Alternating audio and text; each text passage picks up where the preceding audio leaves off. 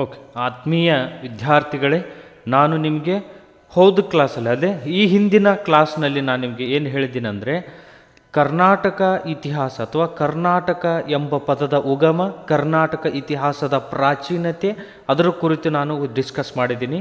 ಅದಲ್ಲದೆ ಹೋದ ಕ್ಲಾಸ್ನಲ್ಲಿ ಭಾರತ ಇತಿಹಾಸಕ್ಕೆ ಸಂಬಂಧಪಟ್ಟಂತಹ ಮೂಲ ಆಧಾರಗಳು ಯಾವುವು ಅಂತ ಹೇಳಿದಾಗ ಅದರಲ್ಲಿ ಫಸ್ಟ್ ಒಂದು ಪ್ರಾಕ್ತಾನ ಆಧಾರಗಳ ಕುರಿತು ನಾನೇನು ಮಾಡಿದ್ದೀನಿ, ಡಿಸ್ಕಸ್ ಮಾಡಿದ್ದೀನಿ ಹೋದ ಕ್ಲಾಸಲ್ಲಿ.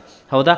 ಉತ್ಖನನಗಳು, ಶಾಸನಗಳು, ನಾಣ್ಯಗಳು, ಸ್ಮಾರಕಗಳು, ವರ್ಣಚಿತ್ರಗಳು ಇವು ಪುರಾತತ್ವ ಆಧಾರಗಳು. ಅದಕ್ಕೆ ಭಾರತದ ಇತಿಹಾಸವನ್ನು ರಚಿಸಲಿಕ್ಕೆ ಮೂಲ ಆಧಾರಗಳು ಅಂತ ಹೇಳಿದ್ದೀನಿ. ಹೌದಾ? ಅದಲ್ಲದೆ ನಮ್ಮ ಮೊದಲನೇ ಕ್ಲಾಸದಲ್ಲಿ ಇತಿಹಾಸದ ಭೌಗೋಳಿಕ ಲಕ್ಷಣಗಳನ್ನು ಹೇಳಿದ್ದೀನಿ. ಹೌದಾ? ಬಟ್ ಈ ಒಂದು ಕ್ಲಾಸ್ನಲ್ಲಿ ಭಾರತ ಇತಿಹಾಸದ ಮೂಲಾಧಾರಗಳ ಕುರಿತು ಇನ್ನೂ ಮುಂದುವರಿದ ಅಂಶಗಳನ್ನು ನಾವೇನು ಮಾಡೋಣ, ಅಧ್ಯಯನವನ್ನು ಮಾಡೋಣ. Okay, yes. ಈ ಭಾರತ ಇತಿಹಾಸವನ್ನು ರಚಿಸಲಿಕ್ಕೆ ಮೂಲ ಆಧಾರಗಳು ಎರಡು. ಅದರಲ್ಲಿ ಫಸ್ಟ್ ಒನ್ ಪ್ರಾಕ್ತಾನ ಅಥವಾ ಪುರಾತತ್ವ ಆಧಾರಗಳು. ಹೌದಾ? ಈಗೇನು ಭೂಮಿಯ ಒಳಗಡೆ ಅಗಿದು ಭೂಮಿಯ ಮೇಲೆ ನಿರ್ಮಾಣ ಆದಂತಹ ಸ್ಮಾರಕಗಳಿದಾವಲ್ಲ, ಅವುಗಳನ್ನು ಉತ್ಖನನ ಮೂಲಕ ಹೊರತೆಗೆದು ಅವುಗಳ ಕಾಲವನ್ನು ನಾವೇನು ಮಾಡ್ತೀವಿ, ಕಾರ್ಬನ್ 14 ಮತ್ತು ಪೊಟ್ಯಾಷಿಯಂ ಎಂಬ ರಾಸಾಯನಿಕಗಳ ಮೂಲಕ ವೈಜ್ಞಾನಿಕ ಕ್ರಿಯೆಗೆ ಒಳಪಡಿಸಿ ಅವುಗಳ ಕಾಲವನ್ನು ನಿರ್ಣಯವನ್ನು ಮಾಡ್ತೀವಲ್ಲ, ಹಾಗಾಗಿ ಅವುಗಳಿಗೆ ಪುರಾತತ್ವ ಆಧಾರಗಳು ಅಂತ ನಾವೇನು ಮಾಡ್ತೀವಿ, ಕರ್ಕೊಳ್ತೀವಿ. ಎಸ್, ಅದರಲ್ಲಿ ನಾನು ನಿಮಗೆ ಉತ್ಖನನಗಳನ್ನು ಹೇಳಿದ್ದೀನಿ ಹೋದ ಕ್ಲಾಸಲ್ಲಿ. ಹೌದಾ? ಉತ್ಖನನಗಳು ಅಂದರೆ ಇಲ್ಲಿ ಭೂಮಿಯಲ್ಲಿ ಹುದುಗಿ ಹೋಗಿರ್ತಕ್ಕಂಥ ಪ್ರಾಚೀನ ಅವಶೇಷಗಳನ್ನು, ಸ್ಮಾರಕಗಳನ್ನು, ಅವಶೇಷಗಳನ್ನು ಏನು ಮಾಡೋದು ಅಂದರೆ ಭೂ ಅಗೆತವನ್ನು, ಉತ್ಖನನವನ್ನು ಮಾಡೋದ್ರ ಮೂಲಕ, ಭೂಮಿಯನ್ನು ಅಗೀದ್ರ ಮೂಲಕ ಅವುಗಳನ್ನು ಹೊರತೆಗೆದು ಅವುಗಳನ್ನು ಏನು ಮಾಡೋದು, ರಾಸಾಯನಿಕ ಕ್ರಿಯೆಗೆ, ವೈಜ್ಞಾನಿಕ ಕ್ರಿಯೆಗೆ ಒಳಪಡಿಸಿ ಅವುಗಳ ಕಾಲವನ್ನು ರಚನೆ ಮಾಡಿದಾಗ ಅದರಿಂದ ಏನು ಗೊತ್ತಾಗುತ್ತೆ ನಮಗೆ ಅಂತ ಹೇಳಿದ್ರೆ, ಇದು ಯಾವ ಕಾಲಕ್ಕೆ ಸೇರಿದೆ, ಇಲ್ಲಿ ಯಾವ ರಾಜರು ಆಳ್ವಿಕೆಯನ್ನು ಮಾಡಿದ್ರು ಅನ್ನೋದು ಗೊತ್ತಾಗ್ತದೆ. ಹಾಗೆ ನಿನ್ನೆ ಹೇಳಿದ್ದೀನಿ ನಿಮಗೆ, ಹಂಪಿ ಉತ್ಖನನಗಳನ್ನು ತೆಗೆದಾಗ, ಅವಶೇಷಗಳನ್ನು ತೆಗೆದಾಗ ಅಲ್ಲಿರ್ತಕ್ಕಂಥ ಶಾಸನಗಳು, ಸ್ಮಾರಕಗಳು, ಅವುಗಳಿಂದ ಗುರುತುಪಟ್ಟಿರ್ತಕ್ಕಂಥದ್ದು ಏನು ಅಂದರೆ, ಇಲ್ಲಿ ಏನಾಗಿದೆ ಅಂದರೆ ಯಾರು ಆಳಿದರೆ, ವಿಜಯನಗರ ಅರಸರು ಆಳಿ ಹೋಗಿದ್ದಾರೆ ಅಂತ ಗೊತ್ತಾಗುತ್ತೆ. ಹೌದಾ? ಇನ್ನು ಕೆಲವೊಂದು ಯಾವುದಂದ್ರೆ, ಇಲ್ಲಿ ಚಿತ್ರದುರ್ಗ ಜಿಲ್ಲೆಯ ಬ್ರಹ್ಮಗಿರಿಯಲ್ಲಿ ಕೆಲವು ಶಾಸನಗಳು ಕಂಡು ಬಂದು. ಹೌದಾ? ಅದರಲ್ಲಿ ಕನ್ನಡ ಪದವಾದಂಥ ಮೊದಲ ಪದ ಈ ಶಿಲಾ ಎಂಬ ಪದ ಬಳಕೆ ಆಯಿತು. ಕನ್ನಡ ಎಂಬ ಪದ, ಕನ್ನಡ ಭಾಷೆ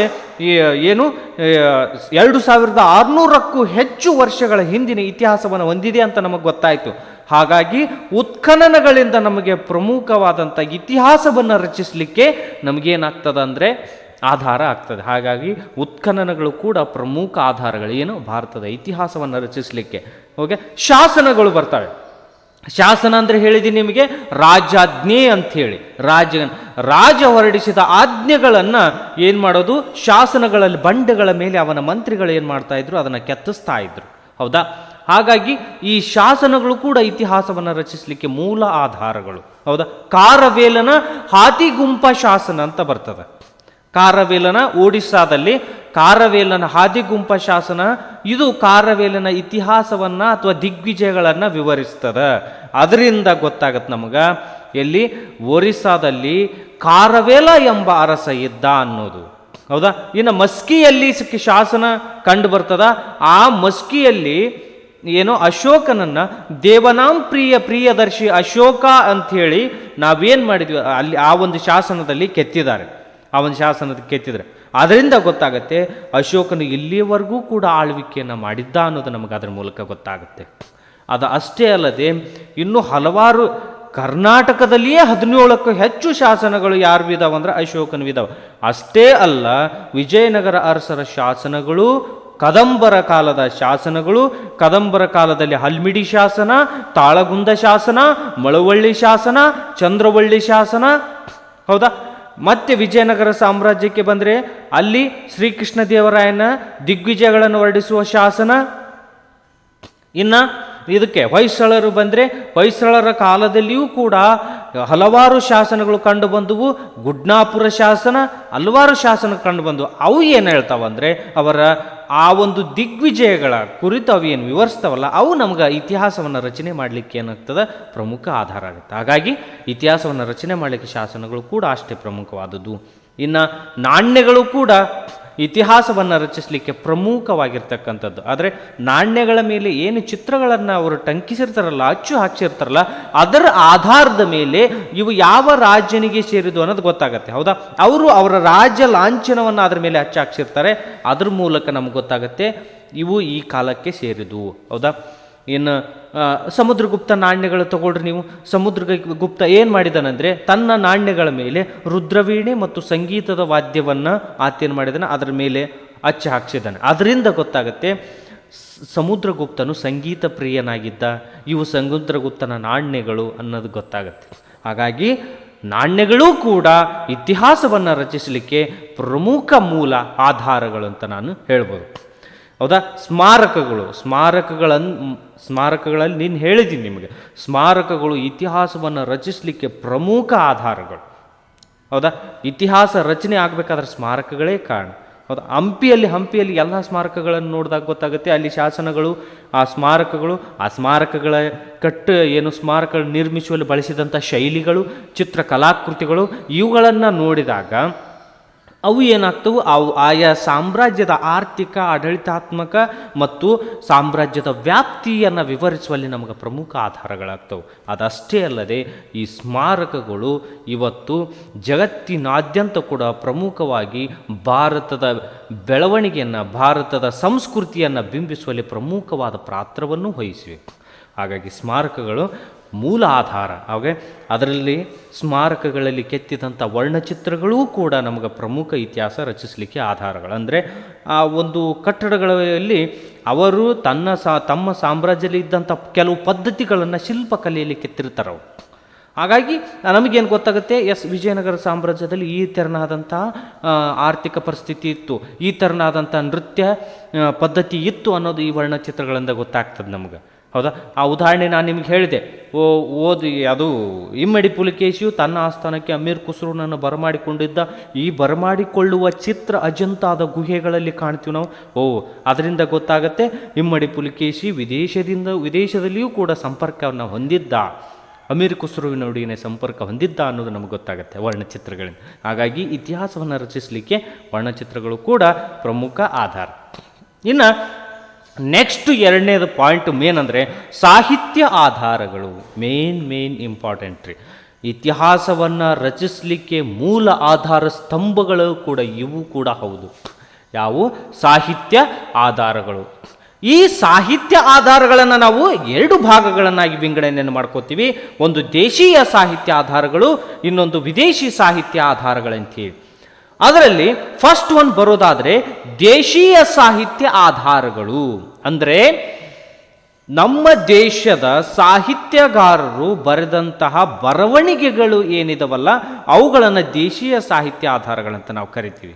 ಅಂದರೆ ನಮ್ಮ ದೇಶದ ಸಾಹಿತಿಗಳೇ, ಕವಿಗಳೇ ನಮ್ಮ ದೇಶದಲ್ಲಿರುವ ರಾಜರ ಆರ್ಥಿಕ ಸ್ಥಿತಿ ಮತ್ತು ಅವರ ದಿಗ್ವಿಜಯಗಳು ಮತ್ತು ಭಾರತದ ಸಂಸ್ಕೃತಿ, ಭಾರತದ ಹವಾಮಾನ, ಹೌದಾ, ಭಾರತದ ಸಂಪ್ರದಾಯಗಳನ್ನು ಕುರಿತು ಏನು ಅವರ ಗ್ರಂಥಗಳನ್ನು ರಚನೆ ಮಾಡಿರ್ತಾರಲ್ಲ, ಆ ಒಂದು ಗ್ರಂಥಗಳು ದೇಶೀಯ ಸಾಹಿತ್ಯ ಬರವಣಿಗೆಗಳು ಅಥವಾ ದೇಶೀಯ ಸಾಹಿತ್ಯ ಆಧಾರಗಳು ಅನಿಸ್ಕೊಳ್ತಾವೆ.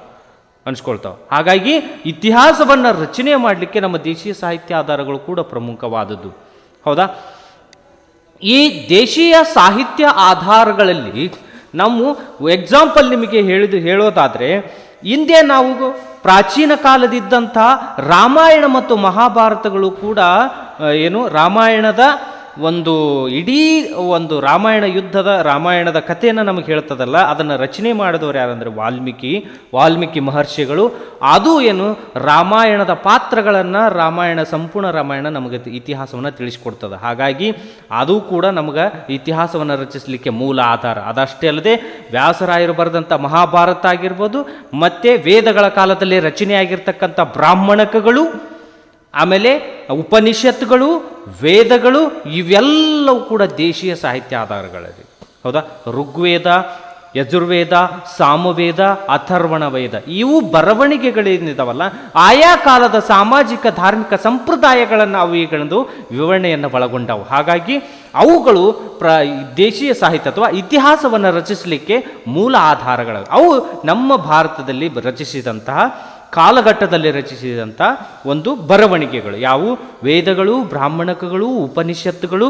ಅದಷ್ಟೇ ಅಲ್ಲದೆ ಮುಂದೆ ಬಂದಂತಹ ಜೈನ ಧರ್ಮದಲ್ಲಿ ಬಂದಿರತಕ್ಕಂಥ ಅಂಗಗಳು, ಪಾಲಿ ಮತ್ತು ಪ್ರಾಕೃತ ಭಾಷೆಯಲ್ಲಿ ಅಂಗಗಳನ್ನು ರಚನೆ ಮಾಡಿದರೆ, ಪೀಠಕಗಳನ್ನು ರಚನೆ ಮಾಡಿದರೆ, ಸೂತ ಪೀಠಕ, ಅಭಿಧಮ್ಮ ಪೀಠಕ, ವಿನಯ ಪೀಠಕಗಳನ್ನು ರಚನೆ ಮಾಡಿದರೆ, ಇವು ಏನು ಮಾಡ್ತಾವಂದರೆ ಜೈನ ಧರ್ಮದ ಬೋಧನೆ ಅಥವಾ ಜೈನ ಧರ್ಮದ ಆಚಾರ ವಿಚಾರಗಳನ್ನು, ಜೈನ ಧರ್ಮದ ಸಂಪ್ರದಾಯಗಳನ್ನು ಅವು ಏನು ಮಾಡ್ತಾವೆ ನಮಗೆ ತಿಳಿಸ್ಕೊಡ್ತಾವೆ. ಹಾಗಾಗಿ ಅಂಗಗಳೂ ಕೂಡ ಜೈನ ಧರ್ಮದ ಪ್ರಮುಖ ಗ್ರಂಥಗಳಾದ ಅಂಗಗಳೂ ಕೂಡ ನಮಗೆ ಇತಿಹಾಸವನ್ನು ರಚಿಸಲಿಕ್ಕೆ ಪ್ರಮುಖ ಆಧಾರಗಳು. ಅವು ದೇಶೀಯ ಸಾಹಿತ್ಯ ಆಧಾರಗಳಾಗಿವೆ.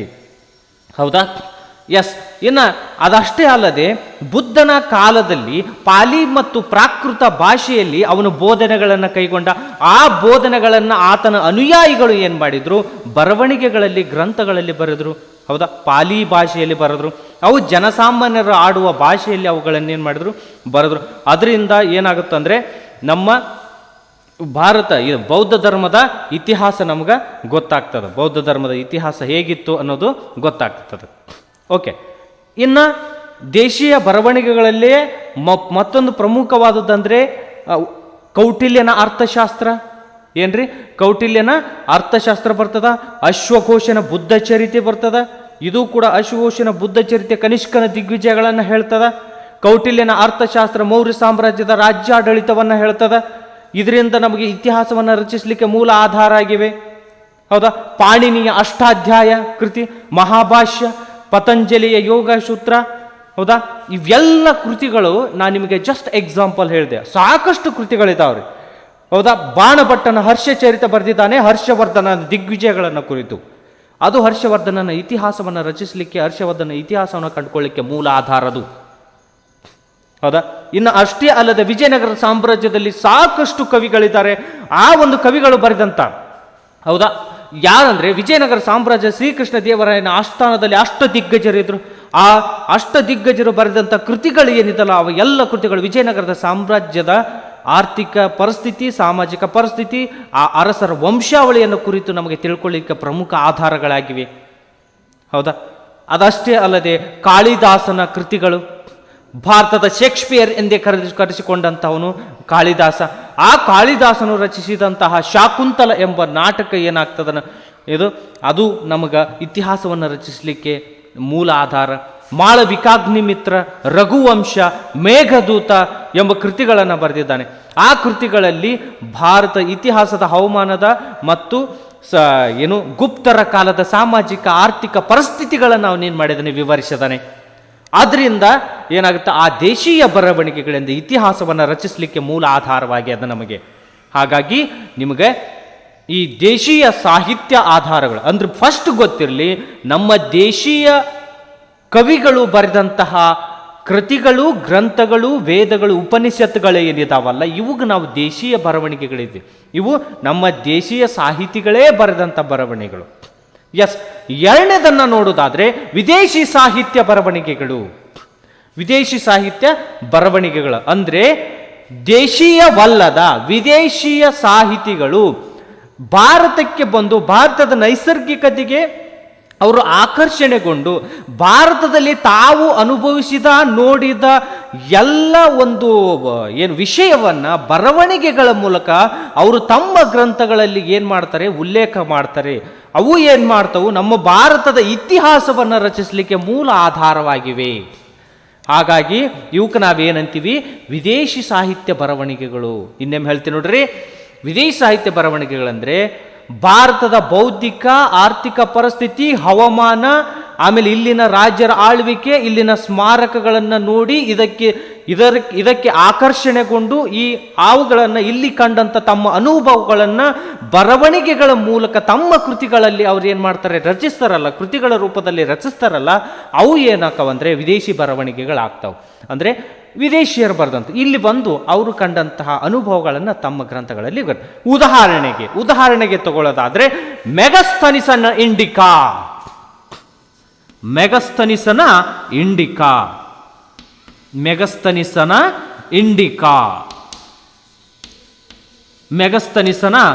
ಇಂಡಿಕಾ. ಎಸ್, ಈ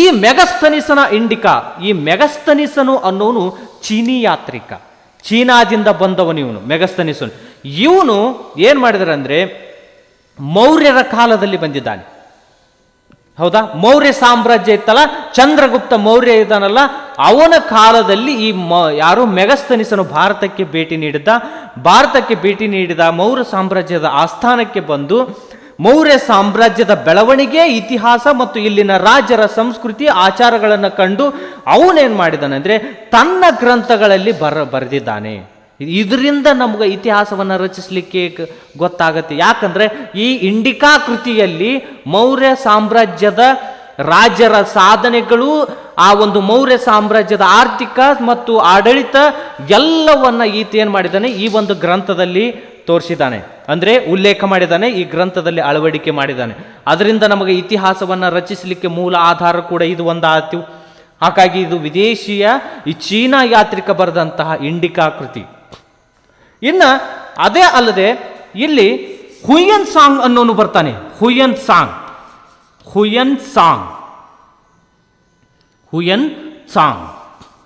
ಈ ಹುಯನ್ ಸಾಂಗ್ ಯಾರ್ರಿ? ಈ ಹುಯನ್ ಸಾಂಗನು ಚೀನಾದಿಂದ ಬಂದವನು. ಹೌದಾ, ಚೀನಾದಿಂದ ಬಂದಂತಹ ಯಾತ್ರಿಕ. ಈ ಹುಯನ್ ಸಾಂಗನು ಯಾವಾಗ ಬಂದಿದ್ದ ಅಂತ ಹೇಳಿದ್ರೆ, ಇಲ್ಲಿ ಯಾವಾಗ ಅವರು ಯಾರು ಹರ್ಷವರ್ಧನ ಆಳ್ವಿಕೆ ಮಾಡ್ತಾ ಇದ್ದ 606ರಲ್ಲಿ. ಹೌದಾ, 606ರಲ್ಲಿ ಹರ್ಷವರ್ಧನ ಇಲ್ಲಿ ಉತ್ತರ ಭಾರತದಲ್ಲಿ ಆಳ್ವೆ ಮಾಡ್ತಿದ್ದ. ಅದೇ ಕಾಲಕ್ಕೆ ದಕ್ಷಿಣ ಭಾರತದಲ್ಲಿ ಇಮ್ಮಡಿ ಪುಲಿಕೇಶಿ ಆಳ್ವಿಕೆ ಮಾಡ್ತಿದ್ದ. ಆ ಎರಡೂ ಅರಸರ ಆಸ್ಥಾನಕ್ಕೆ ಬಂದವನು ಈ ವಿದೇಶಿ ಯಾತ್ರಿಕ ಯಾರಂದ್ರೆ ಹುಯನ್ ಸಾಂಗ್. ಇವನು ಯಾವ ದೇಶದವನು? ಚೀನಾ ದೇಶದವನು. ಇವನು ತಾನು ಬಂದು ಇಲ್ಲಿ ಯಾರು ಫಸ್ಟ್ ಯಾವ ಆಸ್ಥಾನಕ್ಕೆ ಬರ್ತಾನಂದ್ರೆ ಇಮ್ಮಡಿ ಪುಲಿಕೇಶಿ ಆಸ್ಥಾನಕ್ಕೆ ಬರ್ತಾನೆ. ಹೌದಾ, ಇಮ್ಮಡಿ ಪುಲಿಕೇಶಿ ಬಾದಾಮಿ ಚಾಲುಕ್ಯರ ಪ್ರಸಿದ್ಧ ಅರಸ. ಹೌದ್ರೆ, ಅಲ್ಲಿ ಬಂದು ಇಮ್ಮಡಿ ಪುಲಿಕೇಶಿಯ ಒಂದು ಆಡಳಿತವನ್ನು ನೋಡಿ, ಅವನ ಆಡಳಿತ ವೈಖರಿಯನ್ನು ನೋಡಿ, ಅವನ ಸಾಮ್ರಾಜ್ಯದ ವಿಸ್ತರಣೆ, ಅವನ ಗುಣ ಸ್ವಭಾವಗಳನ್ನು ನೋಡಿ, ಆತನ ದಿಗ್ವಿಜಯಗಳನ್ನು ತನ್ನ ಬರವಣಿಗೆಗಳಲ್ಲಿ ಬರೆದಿದ್ದಾನೆ. ಅದರಿಂದ ಕೂಡ ಗೊತ್ತಾಗುತ್ತೆ ನಮಗೆ ಹುಯನ್ ಸಾಂಗ್ ಇಮ್ಮಡಿ ಪುಲಿಕೇಶಿ ಇಷ್ಟೆಲ್ಲ ಸಾಧನೆ ಮಾಡಿದ್ದಾನೆ ಅನ್ನೋದು. ಹಾಗಾದ್ರೂ ಕೂಡ ಇದು ಕೂಡ ನಮಗೆ ಕಾರಣ ಆದಂಗೆ ಆಯ್ತಲ್ಲ ಇತಿಹಾಸವನ್ನು ರಚನೆ ಮಾಡಲಿಕ್ಕೆ. ಹೌದಾ, ಎಸ್. ಅಷ್ಟೇ ಅಲ್ಲದೆ ಇವನು ಹರ್ಷವರ್ಧನನ ಕಾಲಕ್ಕೂ ಕೂಡ ಹರ್ಷವರ್ಧನನ ಆಸ್ಥಾನದಲ್ಲಿ ಇವನು ಭೇಟಿ ನೀಡಿದ್ದ. ಹರ್ಷವರ್ಧನನ ಆಸ್ಥಾನಕ್ಕೆ. ಹೌದಾ, ಹರ್ಷವರ್ಧನ ಆಸ್ಥಾನಕ್ಕೆ ಭೇಟಿ ನೀಡಿ ಹರ್ಷವರ್ಧನನ ದಿಗ್ವಿಜಯಗಳನ್ನ ತನ್ನ ಒಂದು ಕೃತಿಯಲ್ಲಿ, ಯಾವ ಕೃತಿ ಅದು ಅಂತ ಹೇಳಿದ್ರೆ ಸಿಯುಕಿ ಅನ್ನೋ ಕೃತಿಯಲ್ಲಿ, ಸಿಯುಕಿ ಹುಯನ್ ಸಾಂಗನ ಕೃತಿ ಯಾವುದಂದ್ರೆ ಸಿಯುಕಿ. ಈ ಸಿಯುಕಿ ಗ್ರಂಥದಲ್ಲಿ ಭಾರತದಲ್ಲಿ ತಾನು ಕಂಡಂತಹ ಹವಾಮಾನಗಳನ್ನ, ಆ ರಾಜರ ಆಡಳಿತವನ್ನ, ಅದರಲ್ಲಿ ಪ್ರಮುಖವಾಗಿ ಹರ್ಷವರ್ಧನ ಮತ್ತು ಇಮ್ಮಡಿ ಪುಲಿಕೇಶಿಯ ಸೈನಿಕ ಸಾಧನೆಗಳನ್ನು ತನ್ನ ಬರವಣಿಗೆಗಳಲ್ಲಿ ಅಳವಡಿಕೆ ಮಾಡಿಕೊಂಡು ಈ ಸಿಯುಕಿ ಗ್ರಂಥವನ್ನು ರಚಿಸಿದ್ದಾನೆ. ಹಾಗಾಗಿ ಈ ವಿದೇಶಿಯ ಬರವಣಿಗೆಯಾದಂಥ ಸಿಯುಕಿ ಗ್ರಂಥವೂ ಕೂಡ ಇತಿಹಾಸವನ್ನು ರಚಿಸಲಿಕ್ಕೆ ಮೂಲ ಕಾರಣ ಆಗ್ತದೆ, ಮೂಲ ಆಧಾರ ಆಗ್ತದೆ. ನಮ್ಗೆ ಕಾರಣ ಅನ್ನೋದಕ್ಕಿಂತ ಮೂಲ ಆಧಾರವಾಗಿದೆ. ಹೌದಾ, ಎಸ್. ಮೆಗಸ್ತನಿಸ್ ಆಯ್ತು, ಹುಯನ್ ಸಾಂಗ್ ಆಯ್ತು. ನೆಕ್ಸ್ಟ್ ಬರ್ತೀನಿ ಈಗ ನಾನು ಪಾಹಿಯಾನ.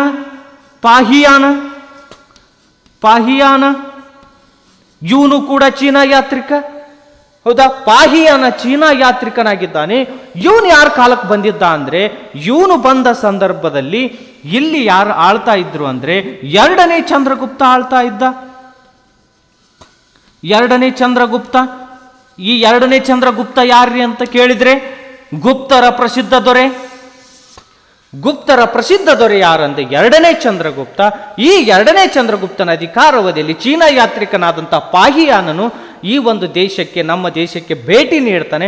ಅವನು ಚಂದ್ರಗುಪ್ತನ ಆಸ್ಥಾನಕ್ಕೆ ಭೇಟಿ ನೀಡಿ ತಾನು ಚಂದ್ರಗುಪ್ತನ ಆಳ್ವಿಕೆಯನ್ನು ಕಣ್ಣಾರೆ ಕಂಡು ಅವನ ದಿಗ್ವಿಜಯಗಳನ್ನು ನೋಡಿ ಆ ಎಲ್ಲ ದಿಗ್ವಿಜಯಗಳನ್ನು ತನ್ನ ಗ್ರಂಥವಾದಂತಹ ಫೋಕೋಕಿಯಲ್ಲಿ ಅಳವಡಿಕೆ ಮಾಡ್ತಾನೆ. ಫೋಕೋಕಿ ಹೌದಾ? ಹಾಗಾಗಿ ಈ ಒಂದು ಗ್ರಂಥವೂ ಕೂಡ ನಮ್ಮ ಭಾರತದ ಇತಿಹಾಸವನ್ನು ರಚನೆ ಮಾಡಲಿಕ್ಕೆ ಮೂಲ ಆಧಾರ ಆದಂಗೆ ಆಯ್ತಲ್ರಿ, ಹೌದಾ? ಯಾವುದು? ಫೋಕೋಕಿ. ಹಾಗಾಗಿ ವಿದೇಶಿಯರಾದಂತಹ ಪಾಹಿಯಾನ, ಹುಯನ್ಸಾಂಗ, ಮೆಗಸ್ತನಿಸನು ಬರೆದಂತಹ ಬರವಣಿಗೆಗಳು ಅಷ್ಟೇ ಅಲ್ಲದೆ ಪ್ಲೀನಿ ಬರೆದಂಥ, ಗ್ರೀಕ್ ಇತಿಹಾಸಕಾರ ಪ್ಲೀನಿ ಬರೆದಂಥ ನ್ಯಾಚುರಲ್ ಹಿಸ್ಟ್ರಿ, ಆ ನ್ಯಾಚುರಲ್ ಹಿಸ್ಟ್ರಿ ಕೂಡ ಭಾರತದ ಭೌಗೋಳಿಕ ವಿಸ್ತೀರ್ಣವನ್ನು, ಭೌಗೋಳಿಕ ಹವಾಮಾನವನ್ನು ಅದು ನಮಗೆ ತಿಳಿಸಿಕೊಡ್ತದೆ. ಹೌದಾ? ಗ್ರೀಕ್ ಇತಿಹಾಸಕಾರ ಇನ್ನೊಬ್ಬನಾಗಿರ್ತಕ್ಕಂಥ ಅನಾಮಿಕನ ಬರೆದಂಥ ಪೆರಿಪ್ಲಸ್ ಆಫ್ ದಿ ಎರಿತ್ರಿಯನ್ ಸಿ, ಆ ಕೃತಿಯು ಕೂಡ ಭಾರತದ ಭೌಗೋಳಿಕ ಪ್ರದೇಶಗಳ ಬಗ್ಗೆ ನಮಗೆ ಇತಿಹಾಸವನ್ನು ರಚಿಸಲಿಕ್ಕೆ ಮೂಲ ಆಧಾರ ಆಗಿದೆ. ಅಷ್ಟೇ ಅಲ್ಲದೆ ದೆಹಲಿಯ ಮನೆತನಗಳನ್ನು ಆಳಿದಂಥ 5 ಮನೆತನಗಳು, ಗುಲಾಮಿ ಮನೆತನ, ತುಘಲಕ್ ಮನೆತನ, ಖಿಲ್ಜಿ ಮನೆತನ, ಸಯ್ಯದ್ ಮನೆತನ, ಲೋಧಿ ಮನೆತನಗಳು, ಇವೆಲ್ಲ ಮೂಲತಃ ಭಾರತದ್ದು ಅಲ್ಲ, ವಿದೇಶದಿಂದ ಬಂದು ಭಾರತಕ್ಕೆ ಬಂದು ಇಲ್ಲಿ ಸ್ಥಾಪನೆಗೊಂಡಂಥ ಮನೆತನಗಳು. ಉದಾಹರಣೆಗೆ ಬಾಬರ್ನು ಕಾಬೂಲ್ನಿಂದ, ಅಫ್ಘಾನಿಸ್ತಾನದಿಂದ ಬಂದವನು, ಮಧ್ಯ ಏಷ್ಯಾದಿಂದ ಬಂದವನು.